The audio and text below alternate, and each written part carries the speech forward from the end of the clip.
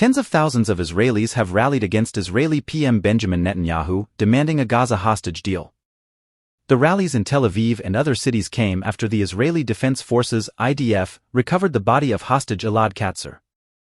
Protesters chanted "Elections now," and Elad, we're sorry, local media reported.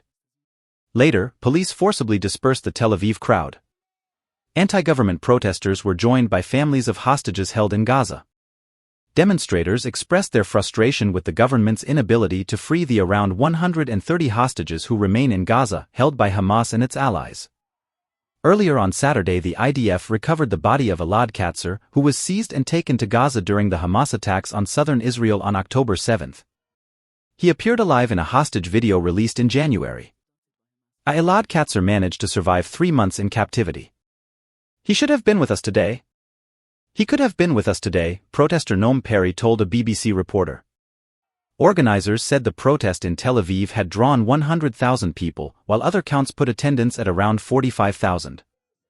The demonstrations were the latest of a series of huge anti-government protests demanding that Prime Minister Netanyahu step down, amid fury that he has failed to free the remaining hostages. A car plowed into crowds at the protest in Tel Aviv, injuring 5. Police said the driver was arrested. Some political leaders denounced the apparent ramming attack. War Cabinet member Benny Gantz called it a horrific.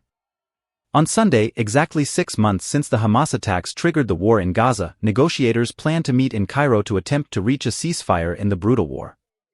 According to some media reports, CIA Director Bill Burns and Qatari Prime Minister Mohammed bin Abdulrahman Al Thani will join negotiators from Egypt, Israel and Hamas. Mr. Katzer's sister, Karmit Palti Katzer, blamed Israeli authorities for her brother's death in a post on social media, saying he would have returned alive had they agreed a new truce deal.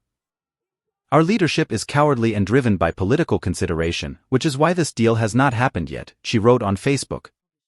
Prime Minister, War Cabinet, and coalition members, look at yourself in the mirror and say if your hands didn't spill blood. The October 7 Hamas attacks killed about 1,200 people, most of them civilians. Over 33,000 people have been killed during Israel's offensive in Gaza since then, the Hamas-run health ministry says, many of them women and children. According to Israeli counts, 253 Israelis and foreigners were taken during the Hamas attacks. About 129 hostages remain unaccounted for after being kidnapped. At least 34 of them are presumed dead.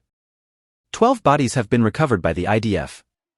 Israel gives a slightly higher official figure because it includes 4 people taken hostage in 2014 and 2015. 2 of these are believed to have died.